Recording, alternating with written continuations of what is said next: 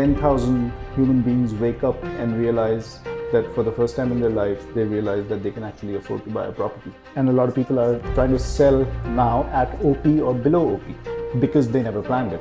It's not a strategy. It might work, but it can't be planned A. Have you ever heard a good logical explanation of why they think the market will crash?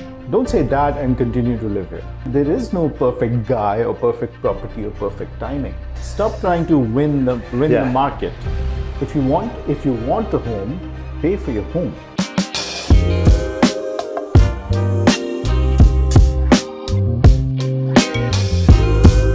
So we're going to start this podcast by asking a question: who's hosting it? Yeah. We could do half an hour with me hosting, half an hour with you we can do half hosting. Yeah, we can share hosting duties. Yeah. I'm very happy to be here. I remember myself being here, it was 3 years ago? Yeah, around 3 years ago. 2022, yeah, October, yeah. So 2.5. Yeah, maybe, 2.5 years ago. You were just stepping into the Kempinski thing. Yeah. Right? That was right at the beginning. We might not have even had the brand name at that point. Oh yeah? Yeah, because that came really just last minute almost. Yeah, and from what I can see, from what you tell me, it's turned out really well. It's been amazing, yeah. It's been a really good experience. We've learned a lot. Yeah. Challenges, obviously, but I'm not going to take all the credit. The market's been great. Yeah. But we did a great job with a small team. We really managed to get some excitement around the project. Yeah. My question is, you obviously said that the market has been great.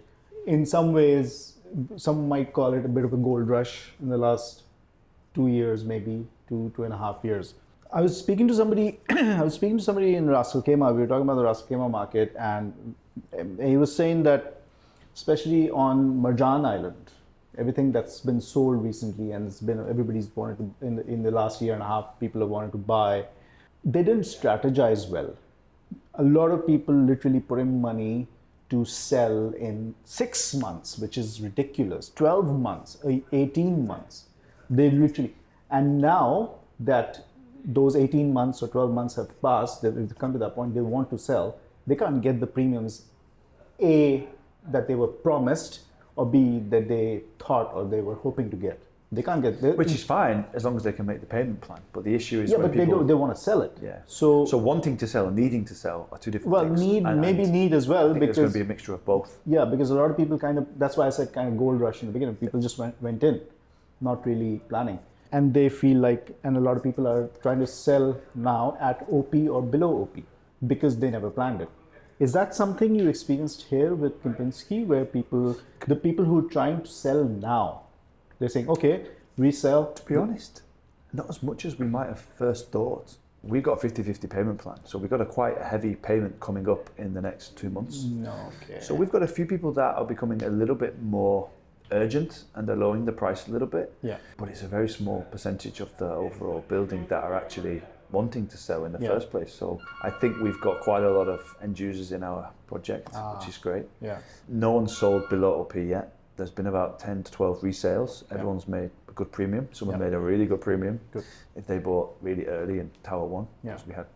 We probably... but that's also because the thing is ready. Yeah. The building is ready. The building's ready in 2 months, yeah. Yeah, okay. So, yeah, I mean, a strategy of selling a property off plan it's not really a strategy, because you're asking for so much from a buyer to put down the cash up front in one shot and then not be able to use the property. Yeah. When there's so much availability coming to the market, it's difficult to convince a buyer to go secondary off plan, I think. It's not a strategy. It might work, but it can't be the main plan. It can't be plan A. It can't be plan A. Yeah.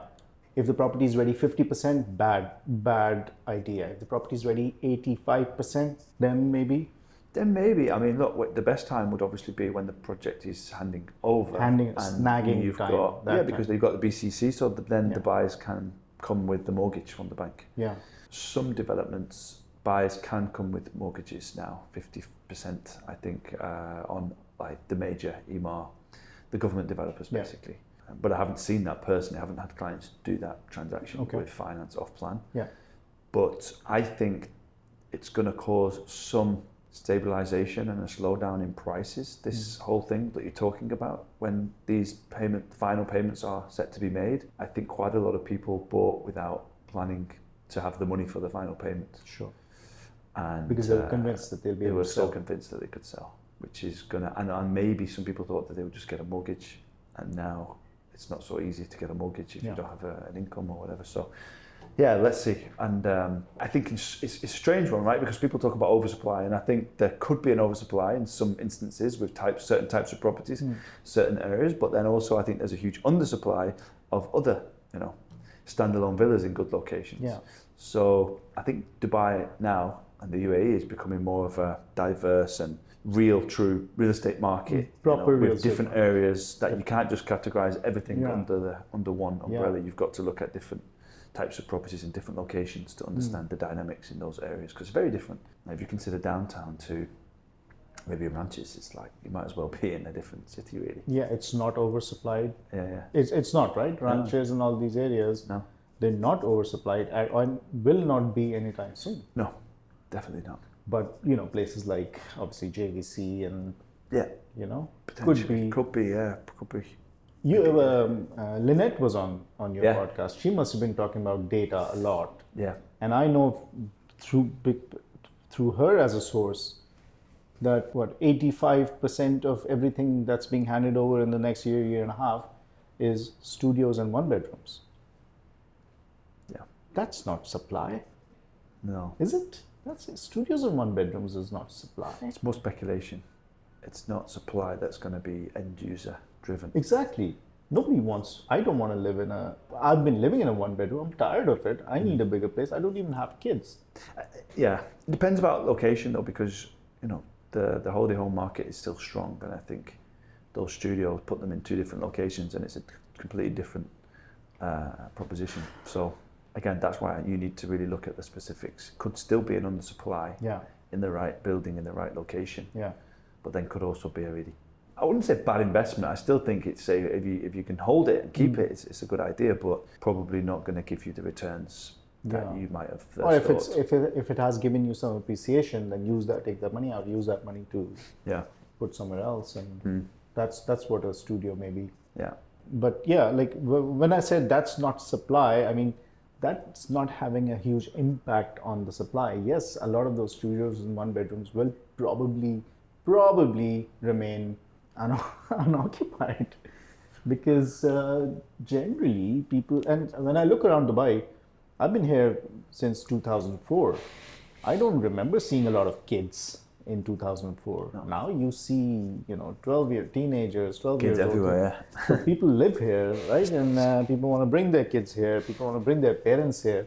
I was talking to Josh Clark yesterday. We were taping, and we were saying, even Christmas time for people from the UK, you don't want to necessarily go to the UK. You want them to come here.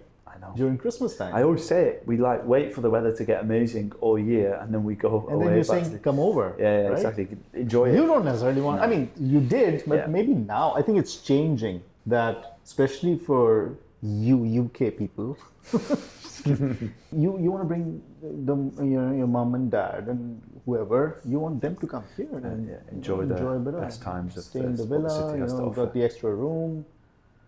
Yeah. So times are changing. Times are changing, but supply. I think like the whole extreme shortage of villas and townhouses. That should be for anybody who wants to put their money into things, into property, or wants to live here long term. And I think most people do. That should be alarm bells of why they're not spending in just bigger spaces, villas, townhouses, and things like that. Yeah, I think it's an amazing opportunity still. I think it's like we're going to look back like we did in 2019, like now to 2019, 2020, and we're all kicking ourselves. And it's so difficult because being in the market, you see how much prices jump so quick, and you can become a little bit like YOLO, where you think, not YOMO, FOMO, not YOLO. What was YOLO? I know what FOMO YOLO is you only live once. I don't know where you that only came live from. once. Yeah. So YOLO and FOMO. But I think we'll have it again. I think we'll still have it in 5 more years. I think we'll look back and think, you know what, that was still a good time to buy. It just didn't feel like it in the moment, but it never does. The problem, the difficulty in real estate as a broker is that you're always looking with buyer and seller at that snapshot of time. And the successful investors and people that, not just in real estate, but in all markets, they're able to, not dwell on the moments, and they are able to think about what the future is going to bring, and they have the confidence to be able to, and the patience to just relax and wait. And because most people, if you ask them, now's at all-time high, I feel a little bit like I'm buying in at the top, and what are your plans? Well, we're going to stay here for 10 years. It doesn't matter. And that's the thing, when I look back at the amount of deals that we missed out on, over 50,000 dirhams in 2019, when the property price was like, half of what it is today, maybe even less. Yeah. It's irrelevant. Those 50, 100,000 dirhams, like, you want to get a good deal, but at the end of the day, what is your plan? If you're planning to sell it in a year, then I'm not really your guy, to be honest. If you want to do that, I can help, but the plan is, if you've got a long-term plan, just get the best deal that you can. Make sure you like the property where it is, you understand the community, and you're picking something that you're going to enjoy, or you're going to be able to, rent it out easily and go for it. Exactly to your point, an extension to your point, one of the best answers, simplest and best answers I've heard is from John Lyons. Yeah. And he said, you buy you're scared that the market will correct. Well, you buy it, and then it turns out you were right, the market does correct. 18 months later, you are, 15% lower.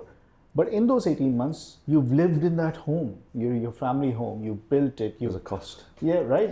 Maybe modified it, or you've lived, it's like your home, it's your family home. Exactly. You've enjoyed it, right? Mm-hmm. You've hosted there, your parents have come, your family have come to visit. In 5 years' time, you won't care. Like exactly what you just said, those people who didn't buy for 50,000 dirhams, right? The bridge. And they're still here, they're still living here. So in 5 years' time, you won't care. And in 5 years' time, 6 years' time, that probably will start, property value will probably start going up. Yeah. But if you don't buy, and the market does keep going up, you wouldn't know when to enter the market. Exactly. Like most people have been since 2019, right? Yeah. That's something you just wouldn't know. So which is more difficult to handle? The not being able to ever enter the market, or taking a little bit of a hit but enjoying the life and using that home and then moving on. So I think this is more, palatable is the word he used. Yeah. This is more palatable. This one, scary. It's a scary time. Yeah. You keep wanting to but can't. You always feel like you're chasing. That's a really good way to look at it. It just is, isn't it? Wise words from John Lyons. From John Lyons. Shout out. I'm sure you get to deal with these conversations. These conversations give more so now because we're building the brokerage team. But I've kind of been out of the secondary market since we had this meeting here. Yeah. And probably some time before that. So things have changed a little bit, but the core conversations are the same. Buyers think they're overpaying, sellers think they're not getting enough. It's not changed since 2013. No. The price has changed a lot. In different ways, but the actual, the main conversations don't change. It's the same thing. A lot of times, I'm sure you, from the buyer's side, I'm sure there's a lot of people who are, bankers, right? Retail bankers, mortgages, or investment bankers. They love to talk numbers. Have you ever heard a good logical explanation of why they think the market will crash? Have you ever heard a good reason? Because from what they hear from a real estate broker is they show everything. They tell you that, you speak to any mortgage broker, the number of mortgages are getting done. The data of people coming into the buy, all of those things. Everything is pointing towards more demand and less supply. Yeah. But these bankers are saying, it's about to correct. Why? Have you ever heard a Usually when they're trying to negotiate on the price of the property they're trying to buy. With absolutely no logic, right? Yeah, not really. I mean, it's all kind of, hearsay and talk, but, you just have to look at the data and make a long-term decision. But again, if someone's talking that way and they're thinking about buying, then, my argument would be, if you really believe it, then probably not the best time to buy. Yeah. I mean, I did a deal in 2022. Summertime, and the guy was buying, he was a politician actually, quite a big guy, billionaire, and he was buying quite a large villa with me, and all he would do is constantly tell me how the market's about to crash. And the thing is, I'm not the seller, so I'm not the one that you need to be telling that. Yeah. But if you really believe it, don't buy. And again, it comes down to what's the plan. Well, we want to stay here for 5 to 10 years. Yeah. then it doesn't really matter too much. It doesn't. If you think Dubai is going to be wiped out completely, then just don't buy Then it. sure, yeah. But if you really, if the market drops next year, are you going to sell? No, Yeah. so it doesn't really matter too much. But most people who think Dubai is going to be wiped out continue to live in Dubai. They don't leave Dubai. Exactly. They still. So the amount of pessimists you Yeah. see. Yeah. Not liking it, I get that. Not liking the lifestyle or whatever things that come with being in Dubai, I get that. But don't say that it's going down. It's not going down. Yeah. Don't say that and continue to live here. Yeah. If you're going to say that, leave. We Yeah. don't want you here. Yeah. I get not liking certain things. That's fine. Yeah. Nothing's going to be Nothing's going to be perfect. Nowhere's But perfect. if you say, oh, it's going this way, then for sure. Yeah. if you're Like so they know sure. for sure. Yeah, people are funny. And no one knows either way. Like there's things that are going to happen in the next 12 months that we don't have a clue about. Of Could course be, not. Of course not. issues around the world, situation in the States. There's going to be things that happen. So no one really knows. It's interesting to look at when the market was about to explode, sort of from 2020. Yeah. COVID. If you read the newspapers and the reports and what people were saying was about game Dubai, over, then right? you'd never buy in Dubai. You never buy. Yeah. And it's funny because the people that bought in Dubai, I always say this, they weren't investors. They were just buying because they wanted to live in a certain location and they were paying quite a bit of rent and they've had a long-term vision and they bought. And some of my clients that bought in those times have just completely changed their lives. Of course. We're helping a family right now and we got them a deal for 3.1 and we're going to list at 13 million. And these just a really nice, good family that they didn't expect to make anything. They were just happy that with the location that they got. They renovated it quite nicely and they just enjoyed their time there. But that's, again, it's not a strategy. It's just, I guess it's a bit of a look, but you've got to be in it to win it. No, but then it comes down to that thing, right? Yeah, you might think it's about to crash and you might think you're overpaying, but you're paying for your house, for your home. So pay for the home, all right? Yeah, forget the actual Stop trying investment part of it. Stop trying to win the market. If you want a home, pay for your home. You'll be fine. Like risk, right? I made a bit of content on my personal Facebook because I think my family and people in my extended family, they see it and it annoys them. I was addressing the subject of why people in my age, 40s, 30s, they're not marrying. Women especially.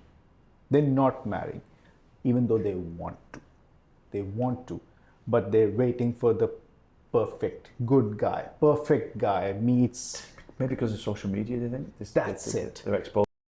That is absolutely, and it's deeper than that.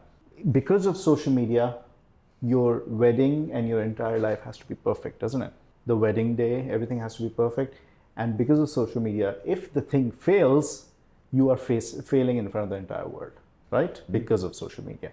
Yeah. You are literally, so these people in these age, they're just waiting for the perfect guy because they don't want to fail in front of the entire world. That's what they're waiting for. And I feel that younger people in their 20s and 30s, they feel that way. And I say, no, your entire life is a risk. Everything is a risk, right? You have risks in your 60s, in your 50s, in your 70s. Taking risks every day. Yeah. So there is no perfect guy or perfect property or perfect timing. If you feel that this is something you can work with, it checks 6 out of 10. I say 6 to 10 are good. 6 over 10 are good 6 out of odds, 10 is a good, right? yeah. If it checks It's a good 6 way of to those think about boxes, then you work on those 6 things to cushion the impact of the of the other 4 things that you didn't get. Yeah. That's what I say about relationships as well. People. That's how I see it. I would categorize another person, a romantic partner, or somebody you think of spending your life with. Half of them, 50% of them, 50% of that other person is, oh my God, amazing, amazing, amazing. I love her, right? Everything is perfect. Another 30% is, okay, things you can work with. Sometimes you give a little, take a little. And the remaining 20% is just a bullshit you have to put up with. Sometimes it's 20 give and take, 30 bullshit. Sometimes it's 30 give and take, 20 bullshit. On a day-to-day basis. But the whole thing kind of remains the same. And that's every single person. I don't think that changes in any person. Half of them, amazing. Yeah. A little bit is, okay, work with it. 20% is bullshit. You're just not going to like. It's just, you're not going to like it. You're never going to like it. But, well, you also have those things. You also have your bullshit. You also have your, right? So work together, but people are looking for Expect that. too much. People are just looking. I think it's just lack of accountability. I have my flaws, right? Yeah. So the other person adjusts to my flaws. Why can't I? Yeah, no, you're right. I don't know where we're going with this, but I think it's important. It's just we're just speaking like two human beings, I think. Yeah, no, it's very interesting. There's no real hard start on this podcast, so we're just kind of talking. But in 2000, I know that more than any. Like there is no start. You know, it's just ongoing conversations. you've gotta. I always say in a podcast, don't ask questions that you already know the answers to. I'm not going to ask you things that I already know. I'm going to ask you things that that I'm actually curious about. Yeah. Right. Yeah. That this thing with Kempinski that people are trying to sell. What is that? Is most of them? Are they people who did bad planning or whatever? You said no. Well, it's only a few. Yeah. Right. And it's overall right. So that adds to my knowledge. Yeah. I'm genuinely curious. Yeah. Right. So that's what podcasts should be like. Yeah, for sure. Because if you're getting value out of it yourself, then other people are going to have those questions and they're going to get knowledge as well. Yeah, yeah. Just be genuinely curious. Yeah, for sure. This is actually our second time. We're trying to keep the Dubai Life podcast going. For the first time, we got about 20 episodes. Yeah. And we had a bit of a break. Yeah. And now we're back on, I think, episode 8. So that's nice. You're back in second time. Imagine if you'd done video then. I know. You were only audio then. Remember? You were not doing those podcasts on video. True. Even though I taped when I came on that podcast, I taped, but I just had this one phone camera, so I just taped myself because I wanted the mic. But like imagine if and you had some good guests on, really diverse, from it was different. A nice mix. Yeah, we were getting, and then into COVID, we got quite a few good guests on. So we just got to be consistent. The attitude that I've got now is that for the next 100 episodes, I'm learning how to be a podcast host. Sure. And we're learning how to put it together and create the system to edit and chop it up in the right ways. I don't think this is a waste of your time at all. No. I mean, as a real estate broker, you do waste time. Yeah. Right? As anything, we waste time. Right. So this is actually a good use of your potentially wastable time. Yeah. Because again, so the amount of times I'm either talking to somebody who wants to make video, either I'm talking to them on the phone or like this. The amount of times I say, if only somebody was recording what I just said. Yeah. Right? What I just said in the last 5 minutes, if somebody was recording it, I could make 3 reels out of it and boom. Document, don't create. 3 pieces of content. Yeah. The amount of times I think I say good things, like nice, intelligent things, in time and it's forever. gone. It's gone, and I can't recreate it. But things happen. Like in conversation, sometimes I do say good things. Yeah. That I go, I like that. But I wish. How can we document more to get those moments? Because the thing is now, so we're going to have we're starting a vlog, and one of my whole ideas for the business that I've had for years and years and years is to create an almost docu-series to show the real side, the real culture, the real highs and lows, and those moments where it's just like we've got a situation at the minute that's happening with the guy, and I just want to help him so much, and he's really going through it with this deal. Yeah. And help the guy who wants to buy. No, the sellers are just, they're just not. I don't know if they're being nice. They've obviously got some concerns, and it's just being, for him, he's just having sleepless nights. It's really important timing, and people are crazy, and that's at the end of it. We're dealing with people, and sometimes there's no logic. You can't understand where the other person's coming from, and it's a really stressful, tough job. But I know on the other side of that, he's going to have an amazing year. He's got so much potential, and he's working on other big things. So there's a lot of positives coming. Yeah. But I want to show that. But the thing is, if you record everything, and then you've also got to go through everything to capture the good moments. So that's what we're trying to come up with, a system to really get those moments of stress. You need and 5 of him. That's it. There's actually no other way. But you need 5 of him with a smart imagination and a storytelling mind, not just capturing the content and making it look good. I think to succeed in that idea is to be able to tell a story and follow journeys. So I'm not exactly talking about you, but somebody in his position, let's say he or she will need to feel empowered to make those decisions of what to pick, what to, Yeah. right? Because yes, somebody in that position, they don't know, but you've got to train them to think like you. I always say that, like if I'm being employed by someone, then I'm being employed so they don't have to do that thing that I'm being hired. Like zero. I need to think like them to then be able to do that thing for them. Otherwise, I'm useless. I'm not supposed to do exactly what I'm being told to do. I'm supposed to make their shit better, make their situation easier. That's the job. Yeah. Right? My ability to film and edit is the bare minimum. Yeah. That's what I need to give anyway. Yeah. But I need to think for you. Yeah. To figure out how you think. If I'm working for you, I need to figure out how you think, and then be proactive. But I need to feel empowered to be proactive as well. Yeah. Sometimes I'll get punched. That, oh, wow, how could you, right? But then I need to learn from those things, and right. Yeah. So if you hire 5 of him, then you need to give them the power. Hey, fucking your call. Choose. You recorded the whole day. Yeah. Make a call, right? Make a good call, right? And then you better hope. But after 2, 3, or 4 times of not maybe picking the right things, then they'll start picking the right things. Yeah. But you do a team like what Gary Vee does, right? He's got 3 guys filming, right? Not everybody follows. Not all 3 guys follow him around everywhere, but they, right? So that's the only way. You just gotta pour money, pour human resource into the whole thing, and create that.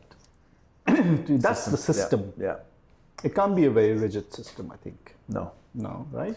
Well, the whole idea is not rigid. It's about the being, whole idea is not because rigid. So people come in and say, okay, let me try and plan the week. What do we want to capture this week? And I'm like, No, I don't know. Yeah, I don't know where we're going to be on Thursday. You don't know where you're going to be at 3 o'clock. Yeah. Right? You could be. But then I'll be at an event, or I'll be in a negotiation, or I'll be something amazing happening, and I think that's when you need it. This is what we want. Yeah. And that's same here. I do none of these event things. But like I said, every time I'm sitting with someone, I wish to God somebody was recording me. Yeah. You know, I can't just put up a phone and record like this because people are, people don't want to be recorded. But that's it. You kind of need that 24/7, not 24/7, but like most of the time kind of presence of people. Yeah, documenting, not just to document that. Things. And that empowerment thing I said, I think that's most important, because in most employees, I feel that they're too scared to take risks because they'll lose their jobs. And that's half of that, and the other half is maybe they don't care that much. I've got my salary, so yeah, I've got my salary. I'm fine. I always think I started this thing very late in life, but I always thought if I do that extra thing now, I'll get paid more 2 years later than what I'm getting paid now. Every new thing I do or learn or innovate or help you innovate and create, that'll pay off 6 months or a year from now. That's how I thought. But maybe because I'm older, I was able to regulate that thought better. But that's really true. You know, that extra thing you do, that extra attention you give to your boss, it pays off. It should pay off if the boss is thinking in the right ways. Okay, then change bosses. Yeah. Right? But feel that, like, first of all, you've got to make that call. Is this guy, really going to do what he says he's doing? He wants to do? The boss, right? Yeah. But bosses can be different as well. Yeah. Has he done it before? Is he a good person? Or is he just bullshitting me and saying he's going to do all these things, but then I'm going to do the work? That happens to me today. Sides, Some people think that, like as a freelancer, the amount of times I get told, buddy, I've got this project for you in 3 months' time, and next week. I'm like, I don't care about 3 months. Like, talk to me when you're on it. And I have to get out of those conversations. Yeah. There are a lot of things that I have to say no to. There are a lot of people who I think won't be able to talk when I ask them an actual question. Yeah. They won't give an answer. Those are the most difficult. Some people just don't have it in that. Why do you situation. think you've done podcasts? You live in that environment where you see people, right? Some people just. I'm talking about properly experienced brokers. You ask me questions. Well, being a good broker and being a good Nobody's personality and a good someone Sure. you know who can put across ideas in an engaging, exciting ways. A completely different job. Also, I think as well, some of the best agents are the best for the companies because they make the most money, Yeah. but they're probably not the best for their clients. Sure, I get it. You know what I mean? No, I've known some of the best agents who are not actually Best good agents human is beings. what? Does it mean like making the most money or Making the helping the most most people and doing the Making right the most thing? money, the best car, and Exactly, the most yeah. successful ones. Yeah, Okay, yeah. So there's I two get things, that. yeah. But I mean, I've seen plenty of them who are not actually good human beings. I've seen Yeah, it. yeah. But I don't know. Maybe it's like they feel like they don't need it. I don't need social media. Everything's fine. Like my system, I get my referrals. I get, you know. I think I always say my answer to everybody who has any doubts about why they should be doing so, why they right, all the negative, all the pushback is Steve Leckie. Yeah, I spoke to Steve a few weeks ago, and he was like, "I'm just too busy." Steve TikTok Leckie is my people just answer to come in. everything. Do I need to be doing it this way? Do I need to be doing it that way? Am I good enough? Watch him, the way he does it. He's great because one, he's doing it, but two, he's really good and knowledgeable, and he's been here for a long time, so he knows his shit. But he wants also to. is consistent. He And knows that the only thing he understands is that this is a tool, yeah, a communication tool. Whatever I know, I can communicate through this tool. That's it. That's the only thing I feel he understands. yeah. Shout out. Shout out, Steve. major.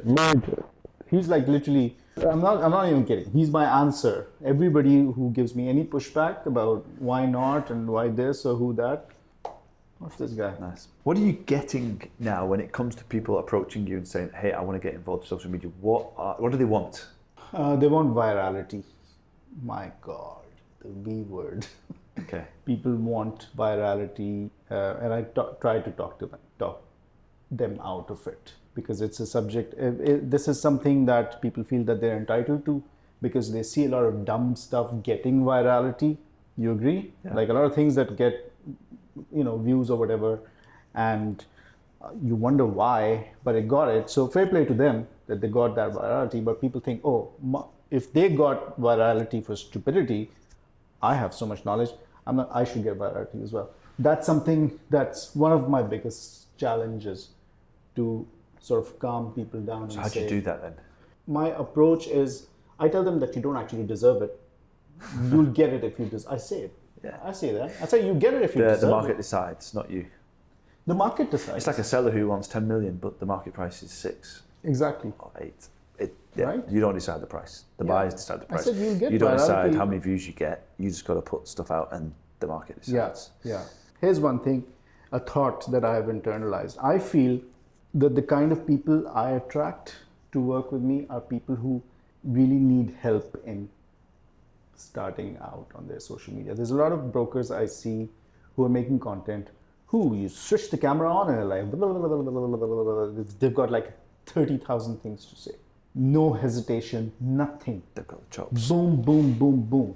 It's not that they think they're good on camera. They're doing it because they really have something to say and they want to communicate. That's why they say. Yeah. I feel that the people I work with, I feel that if it wasn't for me, they wouldn't be doing any social media. Maybe. Maybe. No, not. And I'm not saying that as a give me credit situation. I'm saying if I wasn't pushing them, they wouldn't be doing anything because they really want to do it, but they wouldn't. And that could be a good thing and also a bad thing, like from a business point of view, because if the people who are coming to me really need that help, maybe then the process is slower. Maybe I have to work harder on those people and still get nothing, still can't get them to improve or be comfortable. I think they've got to be able to find their style and their comfort level because, we see Stephen Leckie, and I can't do his style. Yeah. But people think, okay, he's doing really well. I'm just going to try and do that. Yeah. And then they go and try and do his style with the way that he talks and the calmness that he has and the confidence. But that's not their personality, right? Yeah. So I think you've really got to try and find the person's strengths and then highlight that and get a kind of pillar where you know the content that you're doing is just comfortable for them. And again, it comes down to almost you're not really creating that much. You're just documenting them talking about things. But it's hard to find those people. Yeah. Again, that's the challenge. It's my challenge is to find more of those for who feel they are the content just needs to be captured. Not just because it's easy for me. It's just it helps me. It makes me help them give. It makes me give them more. Yeah. You know, if we're doing 17 videos, we'll end up doing 25 videos. Yeah, it's just adding fuel to the fire. Yeah. It's like we got guys now, and we're obviously media agency kind of DNA in the company, because I think that's what's going to help us grow. Yeah. But the guys are coming in new to social media. Yeah. And sometimes they really struggle. And I'm trying to figure out what it is that they're struggling with when the camera's on. We'll just ask them questions and they've got to reply, and I can see they're overthinking. What do you find the main reason is that people overthink when the camera's on? It's a weird sensation that you can just be talking like this, everything's fine, but then you remember, oh shit, the camera's on, and then your whole thought process slows down and you overthink it. I don't know. I said to the guy yesterday, Nate, I said, because he had a half an hour session, and I went into the room, I said, okay, all done, great. And they were like, he just didn't get anything today, it just wasn't working. And one, I said, I was annoyed because I was like, we can't waste half an hour of the day and not getting anything from it. Yeah. So my point was, what is it? And he didn't know. It's like, I don't know, but I just can't seem to say anything that I want to put out. So I was like, maybe next time it goes out. There's no kind of, we have half an hour, we ask the questions, you answer them, and it goes out. And then you watch it. If you want to try and be better, then we do another session and you get better. But there's no, I think when you feel like you have the chance to almost do it a second and a third and a fourth time, then you think about making it perfect because you know you've got a second chance. I don't know. There is an element of practice makes perfect there. There's some of it. But I have seen plenty of people, some of them who've worked with me, who just never switched. That switch never flipped. Is that a term? Right? They didn't cross that border from being nervous to then just being comfortable. They just didn't. Out of 13, 14 talk sessions, taping sessions, they just didn't. Experienced brokers. And I'm harsh with them. I say, maybe you're not respecting me, not personally, but respecting me asking you the question, because if this was your associate director, Jason Perry, asking you the question, you'd fucking give him an answer. You're just not respecting me. Yeah. Show me the respect. Show me the respect that I'm asking you a question and I care for you and bring that humanity into it and just talk to me. Yeah. Because if you're having a conversation with a client in a property that you're reviewing and they ask you a question about the market. Exactly. And you said something, you stumbled. Yeah. You wouldn't be like, oh my God, sorry. Let me start again. Right? Yeah, let me start again. You're not going to do that. You just keep talking. And it's strange, isn't it? It's strange. So I think it comes down to, I think it's unfortunate and it's harsh maybe to say, but it actually comes down to they're not giving respect to their time and the person who's putting it together, their time. I think it's somewhere deep inside. Yeah. That's what the problem is. Because like I said, if their associate director or big guy or some guy in the company, if they sat them down on a podcast, they won't say, no. It's just strange, isn't it? In 2014, so I came to Dubai in 2013. I would say in 2014, I had the idea that I wanted to make content. Yeah. So super early with that idea. Because I could see my friends were doing YouTube. Okay. And I could see the popularity of vlogs on golf vlogs. Wow. Okay. And I loved it. And I was really watching people with a shitty camera playing around the golf. No mic, and I was nothing. like, that's amazing. No mic, but it was really good fun and you could follow along with it. And then I thought, I was going to viewings and I was thinking, you know what, if I could capture that with what we do in real estate, it would be amazing. That was my first idea. And I think it took a real bottoming out of my career in 2016, 17, where I was like, you know what, because that's 3 years. 14, 15, 16, 17, 3 years where I was like wanting to do it, but just not having the push to do it or the need. And then 2017 came, and I remember it was the launch at JGE for the luxury living townhouses. And I've been listening to Gary Vee a lot. and I was like, maybe today's going to be the day. And I just got one of the cleaners who were in on a Saturday morning. I said, can you just hold this? And I got the sales guy in, and then everyone was like, what the hell is he doing? Recorded a conversation. It was, and we recorded like the presentation that he'd already given me. It went onto Facebook. I was posting on Facebook initially, and then we started, obviously, from that point, I then needed a content pillar. I was like, what can I talk about consistently? Well, we've got a few project launches, so I started to do my review on the project launch. Then I started talking about the news, because you could have the REST app, so I could get the daily sales figures, and some people liked it. It wasn't getting many views. And when I look back, it was really good stuff. It wasn't really about the views then, was it? No. Nobody cared. We didn't care. Well, I wasn't expecting views, to be honest. And then now we expect views. 4 or 5 months in, everybody within the small real estate world kind of said, oh, this guy's a bit, he loves himself. He's putting, he loves the sound of his own voice. He's talking. And every single time before I pressed record, I'd feel that horrible feeling. I hated it, but I knew that potentially it could pay off. And everyone's question was... Somebody could say that about you now. So some people would say... Somebody could say that about you today. Oh, he just loves his own voice. Yeah, I don't really care anymore. But the thing is, what I'm trying to get to is, so people say, you're quite early with that. If I wanted to be early again, what would I be doing today? What's the next thing? What are we going to look back on in 2030 and say, I can't believe you were doing that so early? Because there's something. Wow, I've never thought about that. What is it? I don't know. Is there a next thing? Is there always a next thing? There's always a next thing. Because we have to look at it from an awareness point of view. How can we make our awareness about ourselves better than competition or other people, right? That's what 2019 social media was, awareness. Attention. Right? Somebody getting better attention. Yeah. I don't know. I think it's going to remain the same at the moment. I don't look at things the next thing way. Maybe AI, but I don't really think about it that much. AI does play a role. Artificial intelligence allows you to structure and organize and maybe do more, get more out of your thing. But you still have to put because now if you've got a script written from ChatGPT, it's obvious. Yeah. Very obvious that it's written by ChatGPT. You still need to put effort into it. So it doesn't matter what the next thing is. Actually, it doesn't matter what the next thing is because people never actually do it. I think there's 10% of real estate agents who are actually making content. People say, oh, everybody's doing a podcast. Who is this everybody who's doing a podcast? Mm-hmm. And like I was saying to you, what you can bet on is 90% of them will give up. They'll stop after 7 episodes. Yeah. Right? So at every stage, there's always just that 10% of people who are actually doing it. From a competing space, from a competition attention space, you're only really competing with that 10 to 15% of people every time. And within that 10-15% of the real estate agents, gentry, people change, but that amount remains the same. I really feel that. Yeah. Because there's so many people who started podcasts, they've got big plans, but they don't follow through. And that's fine. I'm not judging. I'm saying don't think that everybody is doing it.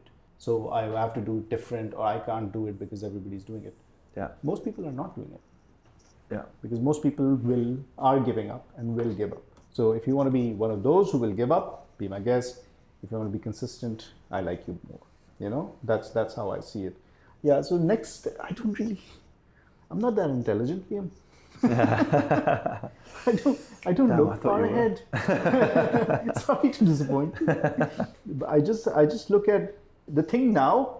Do what's working now, don't worry about what's coming. Not even what's working. The thing that you're being asked to or you want to do now, that's hard enough. So, people think about what can we jump on, and the reason they think that what can we jump on that's next is because they think they'll be the first to it. Come on, stop it. Just do the thing now. Do it as efficiently as possible without you feeling like you're wasting your time. Do it as efficiently as possible and let it grow. It goes somewhere. Your content, once it goes out, it goes somewhere. And also something. So what should people be doing now? Exactly what you and I are doing. Take out an hour, have a conversation with your colleague, tape it, and figure out a way to distribute it. Either hire somebody or give it to somebody, pay them a bit of money to cut it. You don't even need to, like AI, opus.ai and all of these things, these websites, cut podcasts for you. They give you 27 clips, out of which 3 are good, right? That's a good return. Those 3 clips. For an hour's work, yeah. For an hour's work. It's not work, an hour conversation. It's not, right? It's conversation. Catch up. But then make those conversations meaningful. Yeah. And get better. Listen to yourself. Exactly. And try and improve. Make the conversation better. Make the conversation more meaningful for you. Respect the guest. Respect the other person who's sitting across the table. Respect them so that you make that conversation meaningful, and then upload the entire thing onto opus.ai, and it'll give you 27 clips. Use the best 4. That's a good return on an hour spent getting to know someone. Yeah. By the way, bring a client on. Somebody you've sold 7 properties to, if they're willing. I just think all of these rich people who have a lot of properties, I think they're waiting to be asked on a podcast, just that nobody's asking them. Yeah. Nobody's asking people to come on a podcast. They're dying to get on a podcast. I was sitting with this bunch of people, and there's this one guy. I think he was connected to Asad, right? Asad's marketing, a big guy, whatever. And he was saying, he named me 3 brokers. When he got to know that I was a social media person, and I do videos, he named me. No, he wasn't confused about who he was talking about. He named me 3 brokers that he sees regularly and kind of enjoys the content of on TikTok. I said to him, if we were sitting, this rich guy, right? He's sitting across. I said, if this was a different setting on this table, there was a different kind of people, your type of people sitting there, would you admit that you watch TikTok? Maybe not. He said, you're right. What does that show you? All of these rich people are watching TikTok, and they're watching, and this guy is familiar. One of them was Steve Leckie. The other 2 I won't name because I don't like them. But there are 3 brokers this rich guy who never himself wants to be on a podcast. I said, you need to get on a podcast. No, I am not going to go on a podcast. And I get it, but he's familiar. He's very, very, very familiar. My point is, all of this content, this reach is going somewhere, and people, and these guys these rich people, they want to be there because they're consuming podcasts, they're consuming little clips on TikTok. So naturally, it's going to make them want to be on one. These buyers and people who invest in properties, they're just waiting to be asked. No one's asking them. Interesting. They're just not. Wouldn't you like to be asked on different podcasts? I think you would. Why not? Why not? Even though you do it, but if a different person asks you, maybe not 3 times a week. Yeah, exactly. But maybe once every 2 weeks, if somebody asks you, Liam, can you come on? I love your podcast. Would you come on mine? You go, 9 to 10, I'm free next Tuesday. You would do it. So people are waiting to be asked. Bring your client on your podcast. Ask them about their business. Ask them how did they overcome the COVID challenge? How did they get from A to B? I like it. All of these things are relevant. Yeah, and interesting as well. So we touched on this a little bit before, but for someone starting today who feels a bit unsure, awkward, and just not feeling like they know where they could start, where should they start? Use the teleprompter app. It's so simple. On CapCut? It's there on, I think, but I use this other one. It's called teleprompter. Okay. On the iPhone. I just write down like one of my pinned videos on my Instagram, right at the top is this one. I know which one my camera is. Here I'm literally saying, I'm showing the thing that I'm reading, and I'm also showing myself reading it while talking about reading it. Okay. It's literally me saying, you've got to have something to say, and you've got to have a willingness to do it. Yeah. So write down your 7 lines about what you want to say, right? The question is, they want to start, but they don't know how. That's the question, right? Okay, well, you know your job, you know your work, you know the things.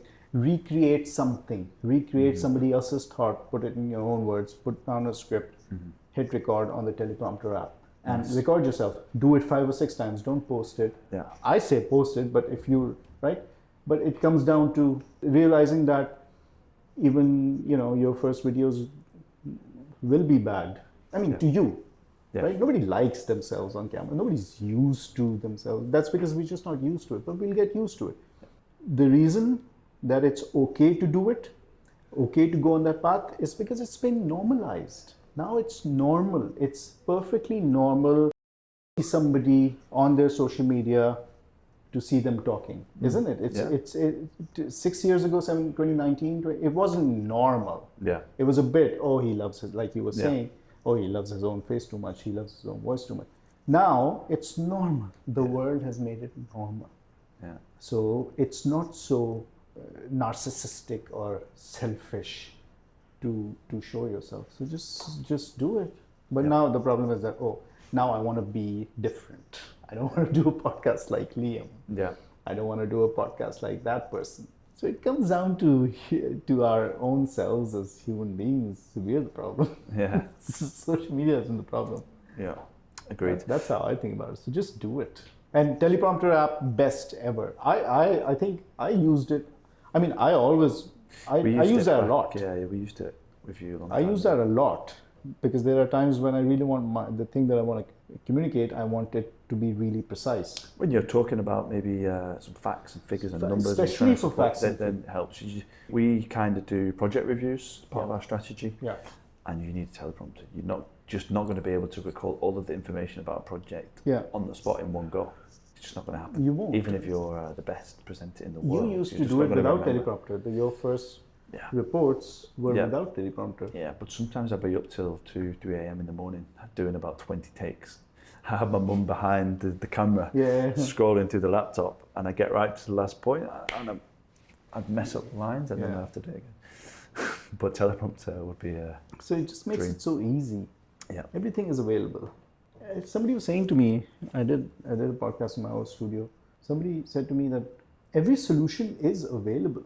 They referred to me, they said, how difficult is it for somebody to be friends with me and have me help them make content? It's not difficult at all.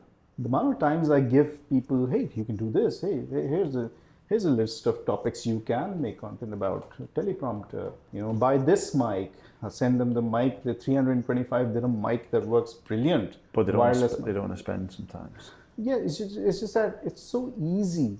Every solution is available. And people who want to do it are doing it. Mm-hmm. And people who are stuck in their own head about it, they're stuck. That's the difference.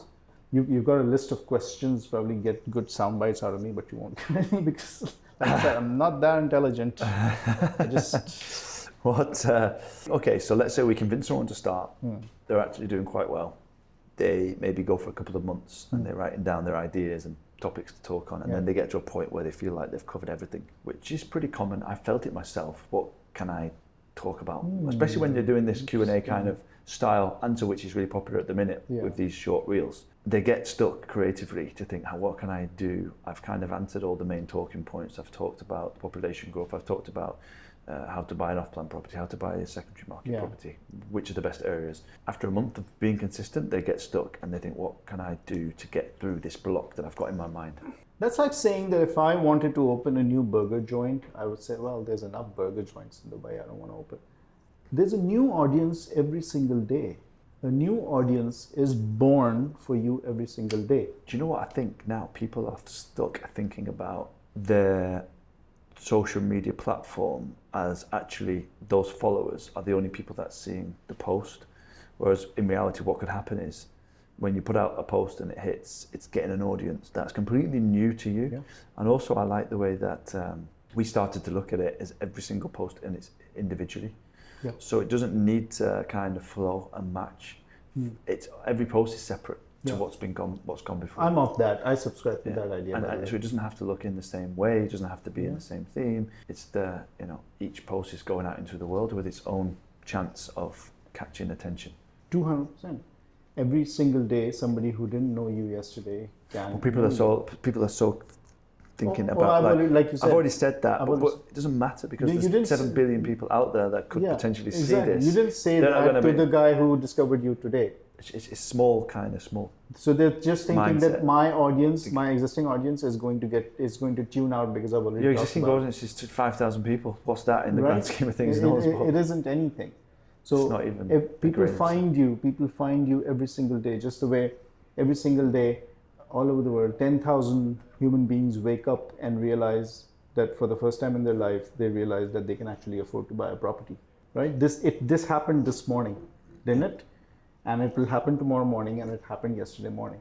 Those 10,000 new people, they don't know Liam Jeffrey, but I they heard will. somebody tell me that there's 1,000 people per day moving into the city and getting visas here. So there's 1,000 new people that are actually here. So Yeah, they weren't here a month ago. So yeah, they weren't. Let's say 10 of them are affluent in that sort of space where they can buy property. They don't.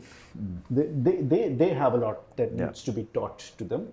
yeah, Right? It's not just something. If you've spoken about something 3 months ago, it's already past its sell by like date. Like it's just not relevant anymore. no, Make something for your new audience. Relay a conversation that you had with a client yesterday. That's new, yeah, right? Some objection that you handled or something. I always, whenever I make a little bit of stuff when I record, it's always pretty much always coming out of me being pissed off at a conversation I had with someone. Me not you've liking got that energy. I've got the energy. I've not said it. I didn't say it to them because, when you're talking to someone, it's different. But I've got, sometimes you, after a conversation, you're like, oh shit, I should have said that. I should have said that. All of those should have said that things, say it, that's your content. Absolutely. It's easy for me to say, like I can be blamed that, oh, Asad, you're good at it. So you can say, Asad, you're good at it. So it's easy for you to say. Do I know that I'm good at it? My stats don't tell me that I'm good at it. Certainly not. Stats as in number of likes and comments and views. Yeah, They don't. I get that quite a lot. You're really good. You're really confident, but I really don't think I am, and I don't care, to be honest. Right? I watched something from. Because we'll never know. Yeah. People who like me, maybe they have bad taste. I don't know. Yeah. But what I know is I've got things to say. I know one person will watch it. Quickly, last example. One of the guys that I'm working with right now, when I was filming with him about a week ago, he said, hey, I saw your video. I was watching that video and I thought it was really good, where you were saying to someone, this video where you tell someone new I'm in real estate, that's the first question they ask. How's the market? The good answer is not to say, oh, the market is crazy, oh, the market is on fire. That's a horrible answer. The good answer to say is, well, it depends on who you're asking for. Are you asking for yourself? Are you asking to buy or sell or rent, or what do you want to do? Right. That then becomes a good conversation. So, by the way, I'm not a real estate agent, so I don't really have permission to talk like this. But I'm not looking for permission. This is my thought, and I said it. And this guy was watching that video. Yeah. He watched that video, and it made sense to him. And just by watching that video, he liked me more. He liked me 3% more. Yeah. You know what I mean? He related. He related, right? Yeah. And this video has 9 likes. 9. But one of them was And for some reason, 1.7 thousand views. I have no idea why or how. I don't even deserve that. But stats-wise, this is nothing. But the impact? Yeah. You mentioned that you're working with someone right now. What is it that you do? I said that as if I don't think you do anything. What the hell do you do? What do you even do? I put people on video and I help them come out of their comfort zones, make videos for them, for their social media, get them ready, prepare them, media train them a little bit. These are big words, but really I make content for them and about them. This is about the person. I'm always interested in the person. So if somebody who works with me or wants to work with me should know that if I'm in, then I'm really interested in you. I'm really interested in how many ways I can get you to be out in the world through video. The skill of making a video and recording it and editing it, that's, like I was saying to you earlier, that's the bare minimum. Yeah. That's what I do. I can do that with my hands tied behind my back. But the main thing is, I'm interested in you. Yeah. I'm interested in what you have to say, and I want to make you look. Actually, I want to do all the things that you want to do. And I'm bought into the idea, and I'll help you do it through video. I should be, but I don't do the digital marketing and lead gen and all those kind of things. I just don't have the capacity. But in terms of giving you the ammo for you to then shoot with, that's what I do. I'll give you a lot of ammo. Yeah. And I'll bring more out of you. I'll ask you more questions. If I'm taping a conversation with you, I'm not on camera, you're on camera, and I'm making a video, and I'm asking you questions so you can talk. I need to be convinced by your answer. If I'm not convinced by your answer, I'll keep probing you until I'm happy with the answer. If your answer to my question is good enough for me, then it's good enough for content. That's the only way I know how to do it. And that is why I think most people who need to help with content, that's why I think they come to me, because they feel that this guy gives a shit. This guy cares. And I actually do. Yeah. I actually show through my actions, and that's how I think as well. I'm very lenient. I'm very patient. Understanding. I'm very, very understanding. Some people might say that I'm a missionary and not a mercenary. Somebody once said to me that you won't grow in business if you're a missionary. You need to be a mercenary. I'm just not yet anyway. It was a very interesting, because sometimes you think, I have bad months or bad days, and sometimes I think maybe I need to be a bit more, but you know what? It's okay if I'm not. It's perfectly fine if I'm not. I do feel like making people better. Yeah. Just try to make more people better, and it'll take care of the, whatever you're worried about, money or right, growth or whatever it is. Just find more of those people. Yeah. That's my thing.